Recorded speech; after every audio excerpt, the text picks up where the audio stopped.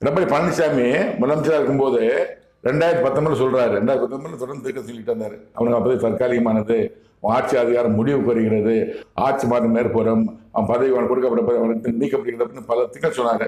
2021 தேர்தலில் தோற்றாரு. அது மாதிரி 17, 18, 20, 12, 2016 அடுத்த முறை 2001 தமிழ் முதலமைச்சர் மு.க. ஸ்டாலின் சொன்னாரு. அதே 2020 முதலமைச்சர் ஆனாரு. நம்ம டொனால்ட் ட்ரம்ப் இங்க மட்டும் பேசல. டொனால்ட் ட்ரம்ப் அவர்களை பற்றி 2020 ஜனவரியில சொன்னாரு, அவருக்கு வந்து கருத்து நீட்டி இருக்கிறேன், தான் தனமானவன் அப்படின்னு அவரை பற்றி திட்டிட்டு இருந்தாரு. அதனால அவரோட கருத்து நீட்டினா கெட்ட காலம்.